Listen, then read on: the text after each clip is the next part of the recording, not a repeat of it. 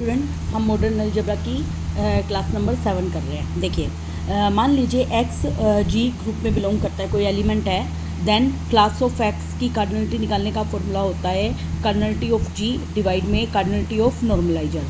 अगला, और हम जानते हैं जो जी है उसकी कार्डिनलिटी क्या होती है, सभी क्लासेज की कार्डिनलिटी का सम होती है।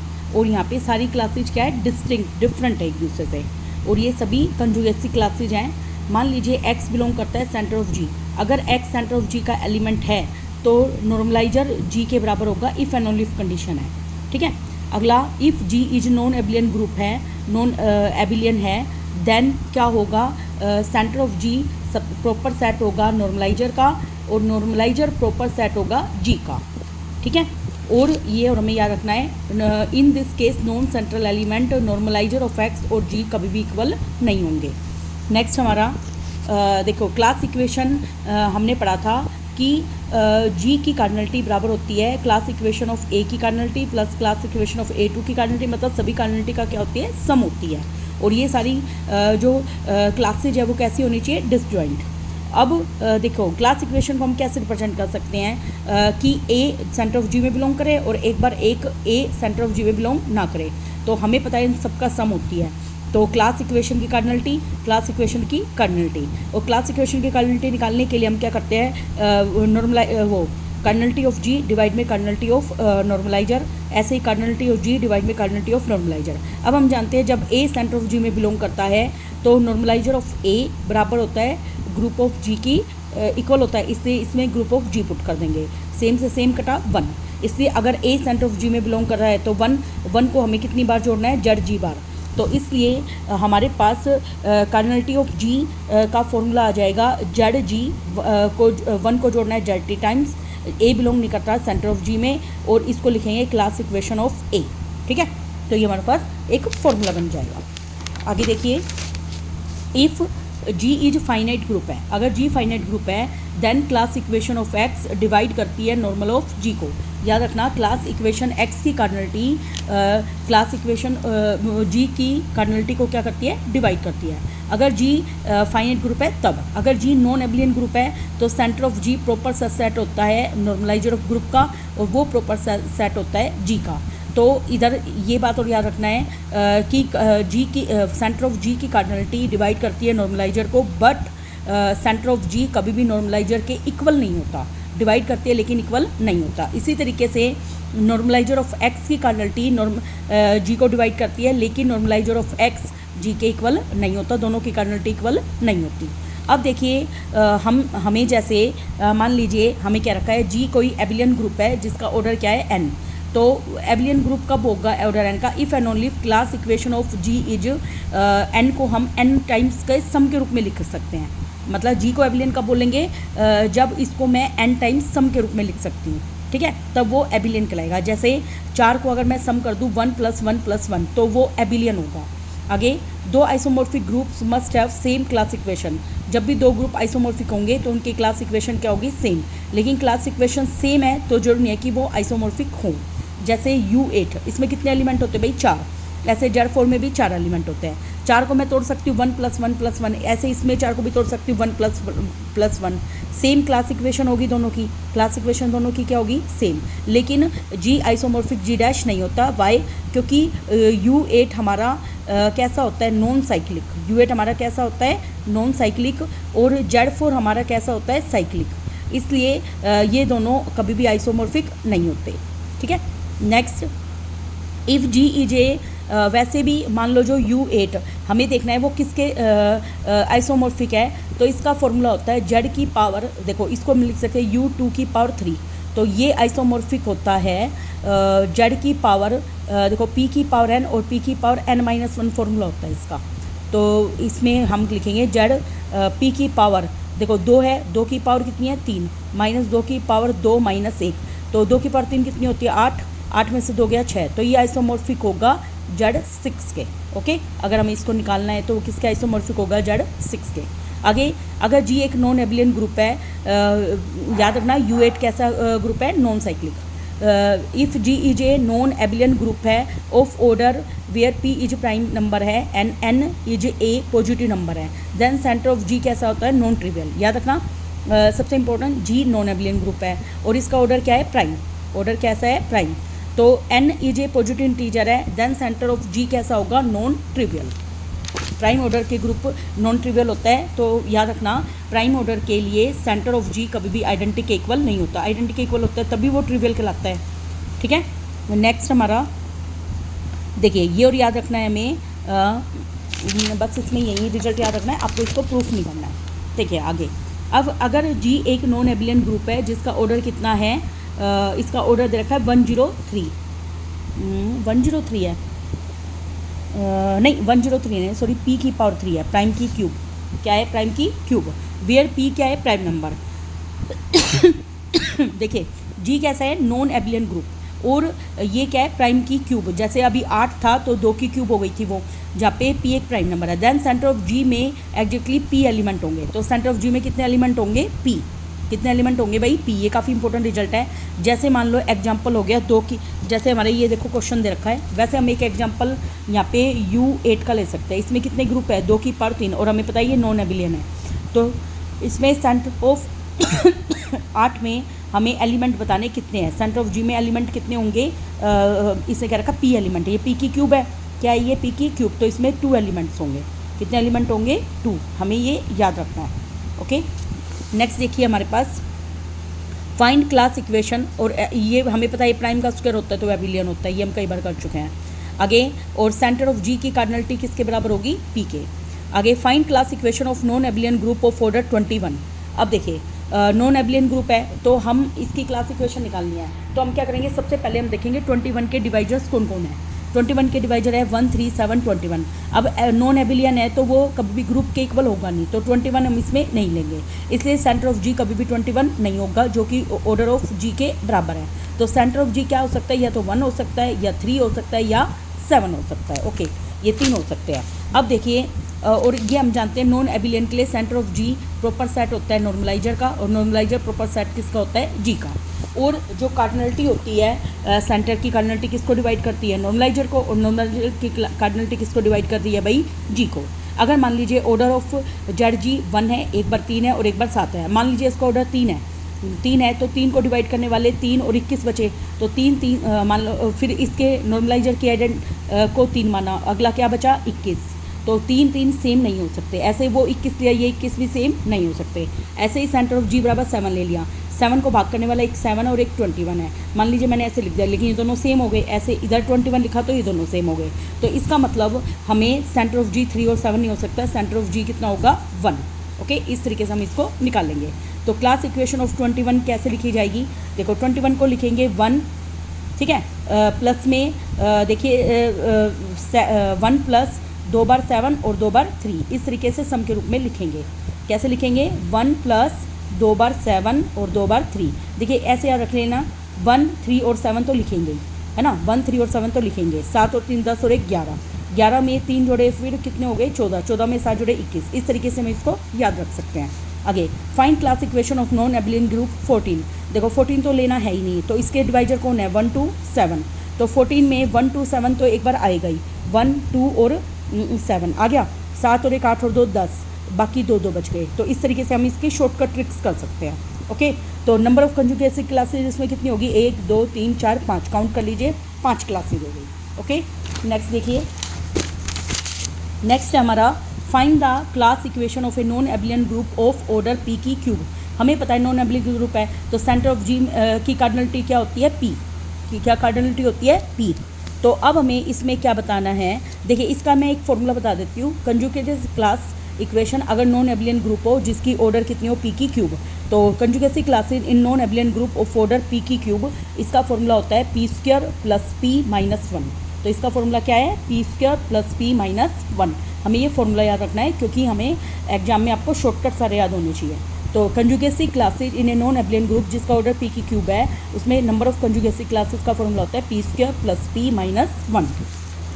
अगला देखिए, जैसे Q8 है, ठीक है, उसकी कार्डिनलिटी 8 होती है, 8 को मैं 2 की क्यूब लिख सकती हूँ। तो Q8 कैसा है, नॉन एबिलियन ग्रुप है, ठीक है, इसका ऑर्डर क्या है, 2 की क्यूब। तो क्लास इक्वेशन ऑफ Q8 निकालना है, तो अब हम क्लास इक्वेशन को हमें पता है कि 8 को भाग करने वाले 1, 2 और 4 हैं, है ना। तो लेकिन इसको हम कैसे लिख सकते हैं, 1 + 1 + 2 + 2, ठीक है। इसको हमें याद रखना है, नॉन एबिलियन ग्रुप है और इसको हम कैसे लिख सकते हैं, 1 + 1 और 2 की क्यूब, तो 2 को 3 बार लिखेंगे, 2 + 2 + 2 और 1 + 1। आगे find the class equation of non abelian group of order 2p where p is an odd prime number है, 2p where p is an odd prime number है। तो देखिए अब यहाँ पे 2p को डिवाइड करने वाले नंबर क्या है, 1, 2, p और 2p, ये 4 नंबर है। तो 2p के तो इक्वल होगा नहीं, तो या तो 1 होगा या 2 होगा या p होगा। अब सेंटर ऑफ g अगर 2 है तो 2 डिवाइड करता है नॉर्मलाइज ऑफ ए को 2p को, तो तुम्हें पता है कि हम क्या क्या ले सकते हैं, या तो p लेंगे या 2p लेंगे, है ना, 2 है तो इसका मतलब और एक बार हम ये लेंगे तो सेंटर ऑफ जी यहाँ पे 1 के इक्वल आएगा। तो 2p को देखो, इसको याद रख लेना आप, 2p को कैसे खोलते हैं, इसका शॉर्टकट फॉर्मूला ही ईजी रहेगा। देखिए इसको हम कैसे लिखना है, 2p को 1 + p कैसे लिखना है, और प्राइम हो तो क्या लिखना है, 1 + p। देखो दोबारा देखो, 1 + p और 2, 2, 2 सम कितना लिखेंगे, p - 1/2 टाइम्स। देखिए इसकी क्लास इक्वेशन को कैसे लिखेंगे, 2p = 1 + p कैसे लिखेंगे, 1 + p और 2, 2, 2 को हम कितनी बार जोड़ेंगे, p - 1/2 टाइम्स। कितनी बार जोड़ेंगे भाई, p - 1/2 टाइम्स जोड़ेंगे। ओके, तो इस तरीके से हमें ये फॉर्मूले याद रखने हैं ताकि हमें एग्जाम हमारा जल्दी होए। देखो भाई आगे है कंजुगेसी क्लासेज ऑफ DN मतलब डीहेड्रल ग्रुप। देखिए भाई कंजुगेसी क्लासेज क्या होती है, क्लास ऑफ y और y की पावर -i के बराबर होती है। देखो कैसे बराबर होती है, y की पावर i और y की पावर -i कब, जब n 2 से भाग नहीं होता, जब i ≠ n/2, जब वो 2 से भाग नहीं होता। अगर क्लास ऑफ y की पावर n/2 होती है तो इसकी क्लास y की पावर n/2 के ही इक्वल होती है, ठीक है। और क्लास ऑफ ई के इक्वल होती है। एक्स वाई की क्या होती है, ओड पावर ले लो, एक्स वाई की क्यूब, एक्स वाई की 5, एक्स वाई की पावर n-1, मतलब ओड रिफ्लेक्सिव लेने हैं। और एक्स की लेनी हो तो इवन ले लो, एक्स वाई का स्क्वायर, एक्स वाई की 4, तो इवन रिफ्लेक्सिव लेने हैं। तो एक्स वाई लेना हो तो ओड रिफ्लेक्सिव, एक्स लेना हो तो इवन रिफ्लेक्सिव, ठीक है। इस तरीके से हमें इनको लेना होता है। ये कब है, जब n क्या है, इवन। ये कब है, जब n क्या है, इवन है तो y की पावर -i और y की पावर n/2 का y की पावर n/2 रहता है, ठीक है। और जब n ओड है तो y का सेम ही रहेगा, y और y की पावर -i। बस यहाँ पे फ़र्क है, i यहाँ पे 1, 2 से लेकर n-1 लेने हैं। क्लास ऑफ आइडेंटिटी वही e के बराबर होती है और क्लास ऑफ x बराबर होती है क्लास ऑफ x y, दोनों इक्वल होती है। इसमें देखो सिंपल सारे रिफ्लेक्सिव होंगे, ओड के लिए क्या होंगे, सारे रिफ्लेक्सिव लेंगे ओड के लिए, ठीक है। आगे find the all conjugacy classes of D4। अब देखो यहाँ पे n क्या है, n इवन है तो पहले y की निकालनी है। जैसे मान लो y की निकालने तो y की पावर -i सारे होंगे, तो यहाँ पे 4 है तो 4 तक जाओ, y की पावर 1, y की पावर 2, y की पावर 3 और y की पावर 4 क्या होगा, e के बराबर। और x² और y की 4 बराबर e होता है।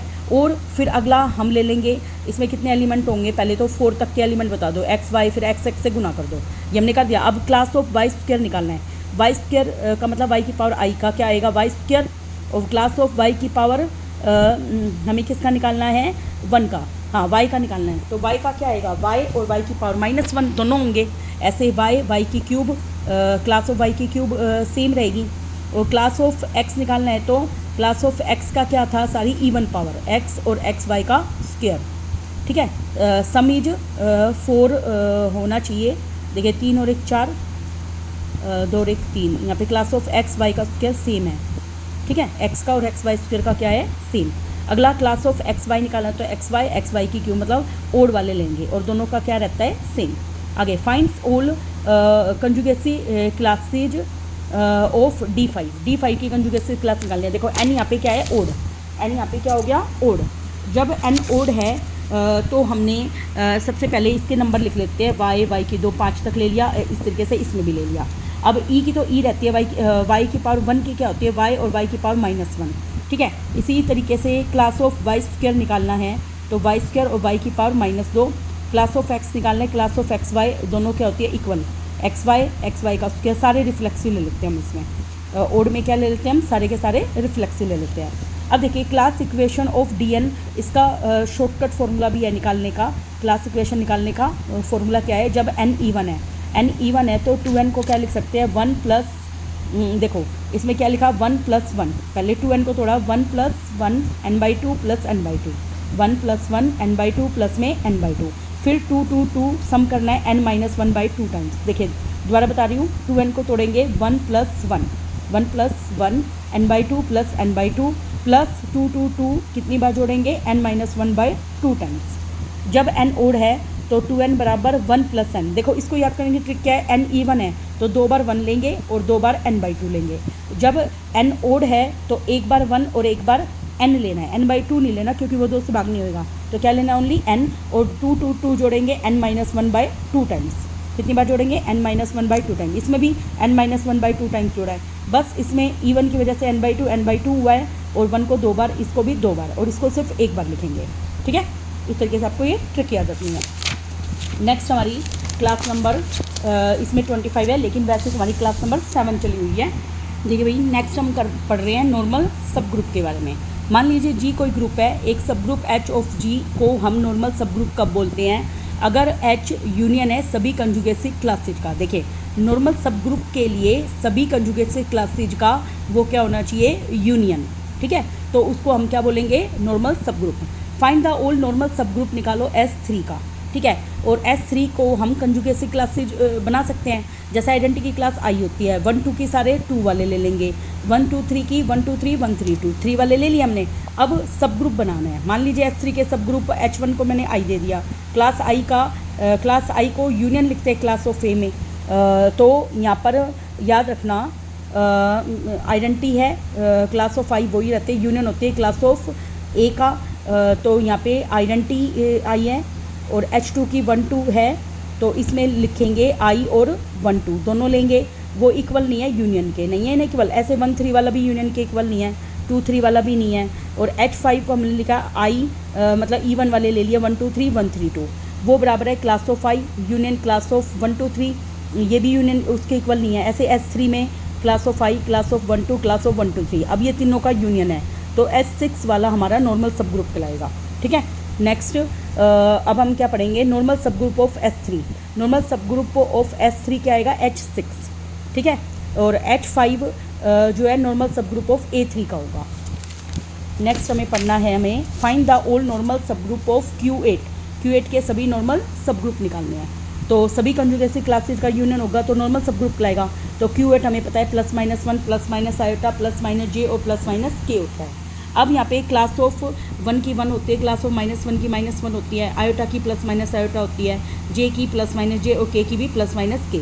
अब हमें सब ग्रुप बताने हैं। Q8 के सब ग्रुप ले लिए, जैसे 1 वाला ले लिया, 1 और -1 ले लिया, जैसे आयोटा वाले ले लिए। तो आयोटा वाले सब ग्रुप लिए तो भाई 1 -1 आयोटा की पावर 1 2, इस तरीके से हमने ये सारे ले लिए। तो ये चारों की क्लास का क्या है, यूनियन। इसी तरीके से 3 के वाले ले लिए। तो हमें हमेशा ये याद रखना है, Q8 के जितने भी सब ग्रुप होते हैं सारे के सारे क्या होते हैं, नॉर्मल। बस आपको ये रिजल्ट याद रखना है और इसमें आपको अच्छे से लर्न रखना है। देखिए बहुत ही इंपॉर्टेंट है ये रिजल्ट। Q8 के जितने भी सब ग्रुप होते हैं वो सभी के सभी क्या होते हैं, नॉर्मल होते हैं। आगे S4 लिखा हमने, जैसे S4 में ये सभी एलिमेंट होंगे। देखिए S4 के लिए हमें क्या रिजल्ट याद करना है, A4 भी हम E1 वाले ले लेंगे। देखिए S4 में क्लास ऑफ 1 2 3 बनाना है, तो इसके वाले कितने एलिमेंट थे, 8 थे शायद, 1 2 3 4 5 6 7 8, यस 8 एलिमेंट है, और इसके 6 एलिमेंट थे।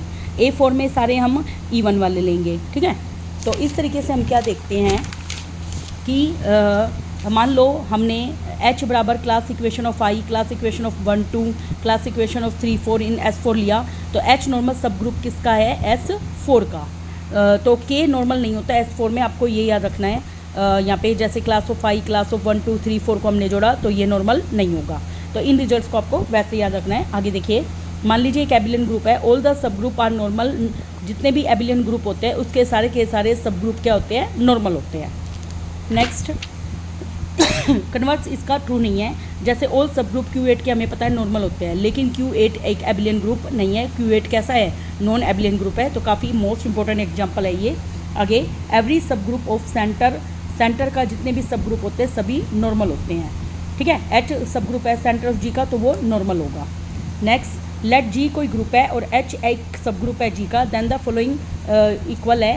एच सब ग्रुप है जी का, तो एच नॉर्मल होगा जी में कब, जब जी एच बराबर हो एच जी के और इसका कॉन्जुगेट लाई करता हो।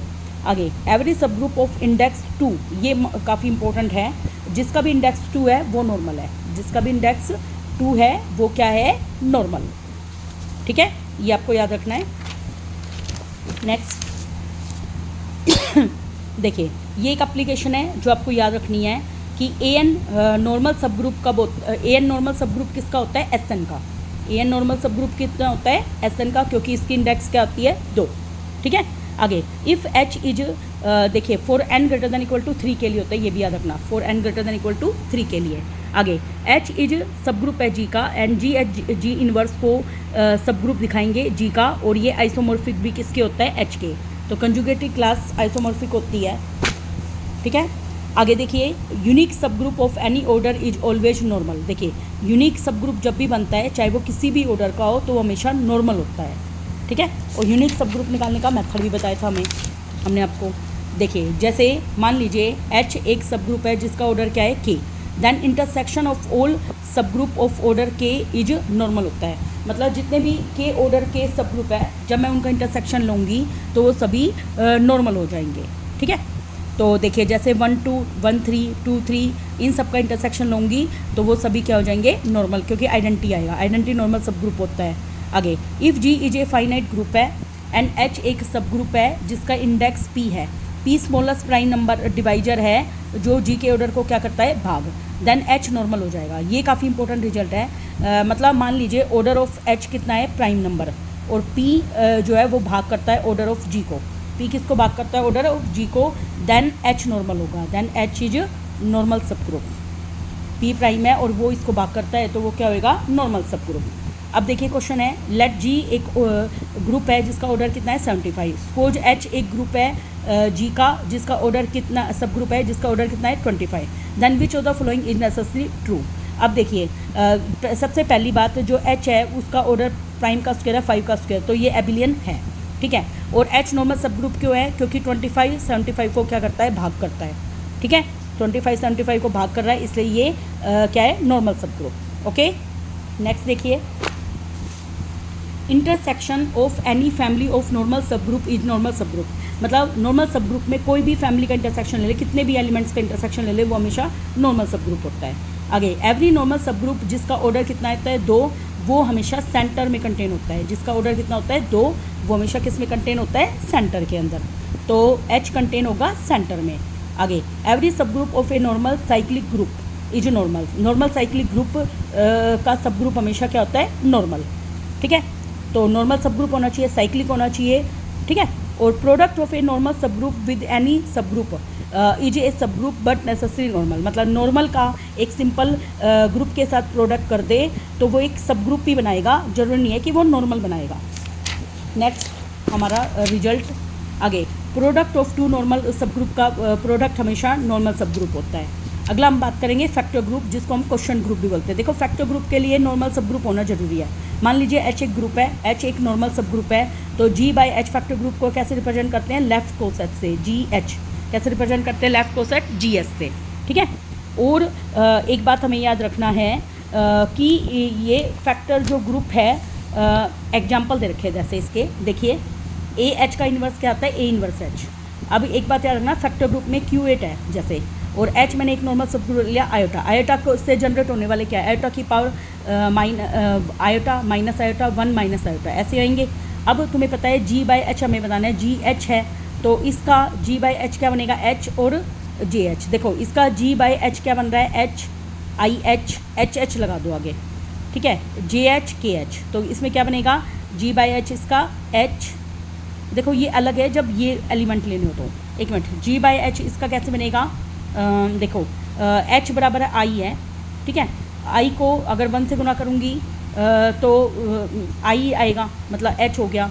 आई को जब -1 से करूँगी तो माइनस का 1, आई को आई से करूँगी आई का स्क्वायर -1, आई को माइनस आई से करूँगी तो प्लस का 1। तो देखो इसको हम करते कैसे हैं, आई से जनरेट होने वाले हमने ये लिख दिया जी बाई एच। अब जी के एलिमेंट से गुना करना है, जी के एलिमेंट क्या है भाई, जी के एलिमेंट, एक मिनट मैं Q8 के एलिमेंट लिख देती हूँ, 1 -1 plus minus iota plus minus J और प्लस माइनस के लिख दिया। अब मुझे इसका इसके साथ मल्टीप्लाई करना, मान लो 1 लिया, 1 की अगर मैं आयोटा के साथ करती हूँ तो 1 के साथ करती हूँ तो 1 की आयोटा के साथ करूँगी तो h है, ठीक है। ऐसे ही आयोटा की अगर मैं आयोटा के साथ करती हूँ तो आयोटा का स्क्वायर क्या होता है -1 या +1। तो इस तरीके से एलिमेंट आते हैं, तो इसमें एलिमेंट आएंगे h और JH। इसी तरीके से हम नेक्स्ट वाले में निकाल सकते हैं। आगे प्रॉपर्टी ऑफ फैक्टर ग्रुप क्या होती है, देखो G/H इसका मुझे कार्डिनलिटी निकालनी है तो वो इंडेक्स के बराबर होती है। किसके बराबर होती है? इंडेक्स के, जो कि बराबर होती है डिफरेंट कितने लेफ्ट कोसेट्स होंगे उसके इक्वल। तो इसको हम लिख सकते हैं कार्डिनलिटी ऑफ G डिवाइड में कार्डिनलिटी ऑफ H। और एवरी फैक्टर ग्रुप जो होता है वो हमेशा एबिलियन ग्रुप होता है। हर फैक्टर ग्रुप हमेशा क्या होता है? एबिलियन ग्रुप, ठीक है। नेक्स्ट हमारी प्रॉपर्टी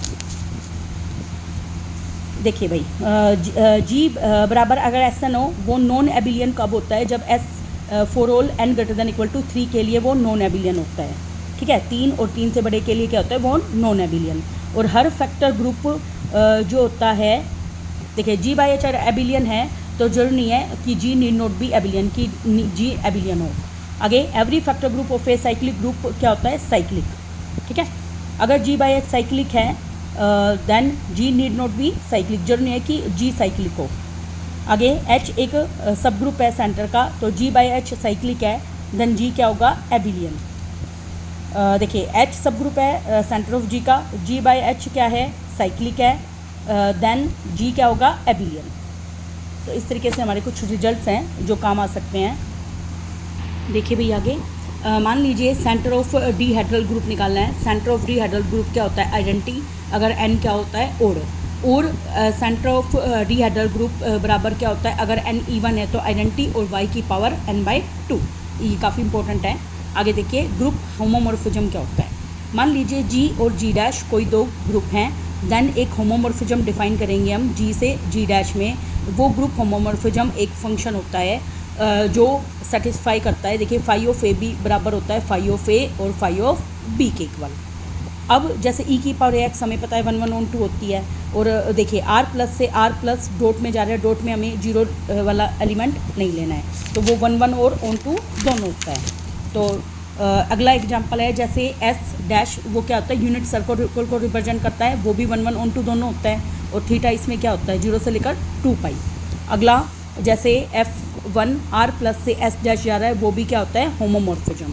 और r प्लस से s' जाने पर होमोमॉर्फिज्म। इसी तरीके से r प्लस डॉट से r प्लस डॉट जाता है, और f3x कैसे डिफाइन है? मोड x, वो भी क्या होता है? होमोमॉर्फिज्म, ठीक है। तो आपको ये कुछ रिजल्ट्स याद रखने हैं। नेक्स्ट है अपना एक एग्जांपल, c-0 मतलब सर्कल में से 0 को हटा दिया गया है, और डॉट और s', वो भी क्या होता है और कैसे डिफाइंड है? ये z डिवाइड में मोड z, तो ये भी हमारा क्या होता है? होमोमॉर्फिज्म। अगले c-0 सर्कल में से डॉट प्रोडक्ट और r प्लस से डॉट जा रहा है, वो भी हमारा होमोमॉर्फिज्म होता है जब मोड z दिखा रखा है। तो अगला f6 दिखा रखा है z से zn में, वो क्या किसके बराबर है? x मोड n के, तो वो भी क्या होता है? हमारा होमोमॉर्फिज्म। देखिए ये हमने डिफाइन भी कर रखा है, आप चाहो तो कैलकुलेट भी कर लो, लेकिन मैं यहाँ पे क्विक रिवीजन करवा रही हूँ, इससे हम सिर्फ रिजल्ट्स याद रखेंगे। अगला हमारा टॉपिक है, देखिए भाई जैसे fn, ये जनरल लीनियर फंक्शन से हमारा जा रहा है f-0, क्योंकि जनरल लीनियर फंक्शन में डिटरमिनेंट नॉन जीरो होता है, से लेकर डॉट में जाता है ये, तो वो भी डिटरमिनेंट ऑफ a के बराबर है, तो वो भी हमारा क्या होता है? ग्रुप होमोमॉर्फिज्म होता है। आगे nz सबसेट किसका होता है? mz का, देन nz नॉर्मल होगा mz के अंदर, याद रखना nz नॉर्मल होगा mz के अंदर। nz सबसेट है ना mz का, तो nz नॉर्मल किस में होगा? mz में, ठीक है। और हम किस ग्रुप के बारे में टॉक करेंगे? mz के भाग में कौन आ गया? nz। तो जैसे नेक्स्ट हमें दे रखा है, मान लो G बराबर a11 a12 0 2 2, इस तरीके से हमें अपर ट्रायंगुलर मैट्रिक्स दे रखी है। तो अपर ट्रायंगुलर मैट्रिक्स भी एक ग्रुप होमोमॉर्फिज्म फॉर्म करती है, हमें याद रखना है। अगला under homomorphism identity element map होती है हमेशा आइडेंटिटी एलिमेंट के, तो वो एक इधर है और दूसरे की इमेज वाला हो गया जाएगा, एक पहले ग्रुप की दूसरे ग्रुप की। G से G' एक होमोमॉर्फिज्म है, एक एलिमेंट है फाइनाइट ऑर्डर का, then order of phi A divide करेगा ऑर्डर ऑफ ए को, याद रखना ए का ऑर्डर फाई ऑफ ए के ऑर्डर को डिवाइड करेगा। नेक्स्ट अगर एस बराबर है F function such that F जा रहा है एस 6 से जेड प्लस में एक होमोमॉर्फिज्म है, तो एस की वैल्यू हमें बतानी है। देखिए भाई ए बिलोंग करता है एस 6 के अंदर, तो हमें पता है S has only trivial homomorphism. S के अंदर क्या होगा, ट्रिवियल होमोमॉर्फिज्म।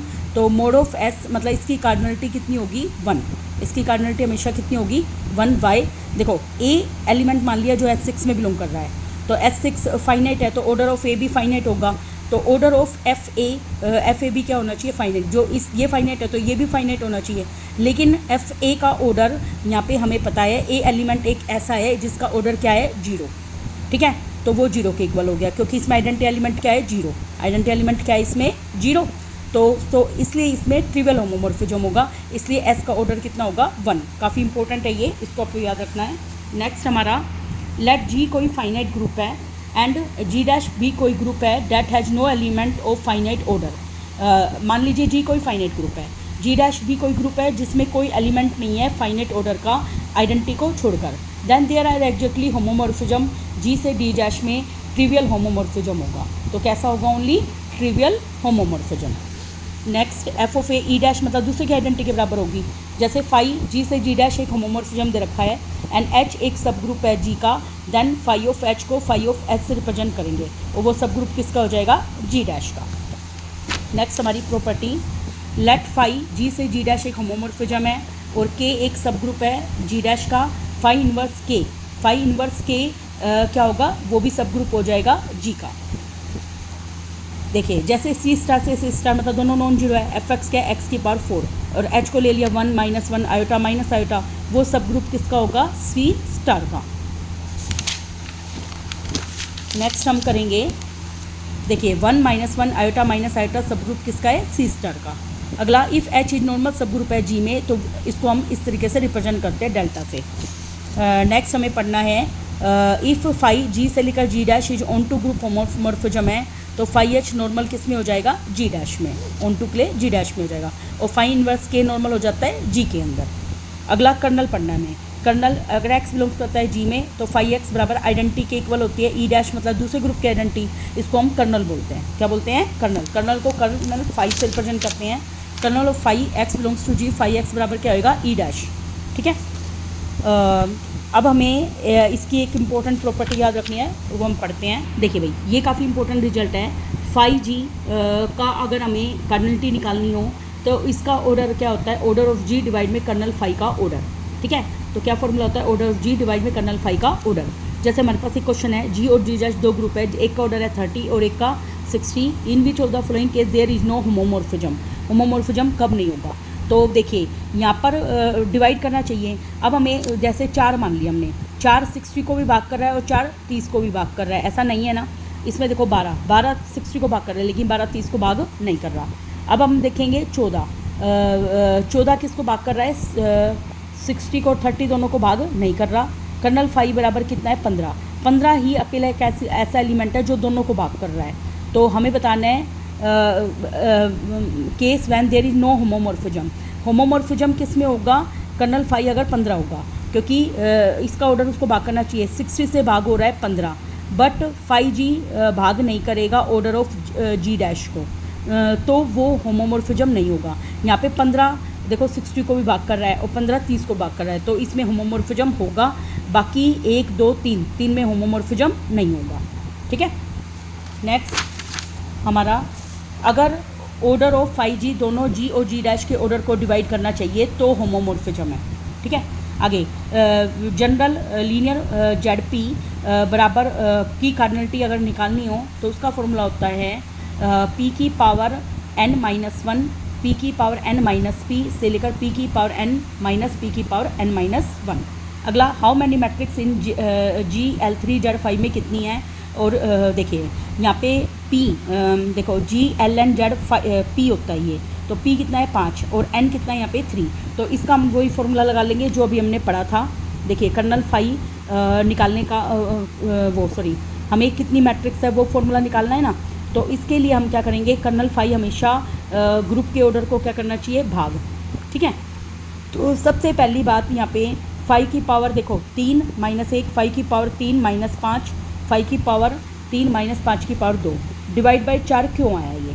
तो देखिए ये स्टार्टिंग से देखिए डिटरमिनेंट इसका क्या होना चाहिए 1। ये ऐसी स्क्वायर मैट्रिक्स होती है जिसका डिटरमिनेंट कितना होता है 1। अब हमें पता है इसके अंदर 0 इंक्लूड नहीं होता, 0 इंक्लूड नहीं होता, इसका मतलब एक एलिमेंट कम आ गए। यहाँ पे n कितना हो गए फिर 4, क्योंकि इसमें एक एलिमेंट कम हो गया, तो इसलिए इसको 4 से भाग कर देंगे हम। किससे भाग कर देंगे? 4। तो इसमें कितनी मैट्रिक्स है, इसको निकालने के लिए आपको फॉर्मूला लगाना है p की पावर n माइनस 1, p की पावर n माइनस p की पावर n माइनस p की पावर n माइनस 1। तो यहाँ पे p की वैल्यू कितनी थी भाई 5, तो 5 की पावर 3 माइनस 1, 5 की पावर 3 माइनस 5, 5 की पावर 3 माइनस 5 की 2 और डिवाइड बाई 4। ये हमारा फॉर्मूला होगा, मोस्ट इंपॉर्टेंट फॉर्मूला है, इसको अच्छे से हमें ध्यान भी रखना है। नेक्स्ट हमारा एक और एग्जांपल है, देखिए इफ़ फाई ए बराबर डिटरमिनेंट ऑफ ए है, तो फाई इज देखिए कर्नल फाई निकालने का फॉर्मूला हमें याद रखना है। कर्नल फाई निकालने का फॉर्मूला होता है कर्नल फाई की कार्डिनलिटी निकालने का फॉर्मूला क्या है, जनरल लीनियर फंक्शन की कार्डिनलिटी डिवाइड में मोड एफ की कार्डिनलिटी -1, जो अभी हमने ऊपर किया है सेम वही करना है, ठीक है। तो ऑर्डर ऑफ जी डिवाइड में जो जी डैश जो दूसरा ऑर्डर है उसमें एक कम कर देंगे, तो कर्नल फाई की कार्डिनलिटी आ जाएगी। ऑर्डर ऑफ जी डिवाइड में ऑर्डर ऑफ जी डैश -1, तो उससे उसकी कार्डिनलिटी का हम पता लगा सकते हैं। ओके, नेक्स्ट वीडियो में हम अगली क्लास करेंगे। अगली क्लास मोस्ट इंपॉर्टेंट है, उसमें से लगभग क्लास में क्वेश्चन आते ही आते हैं।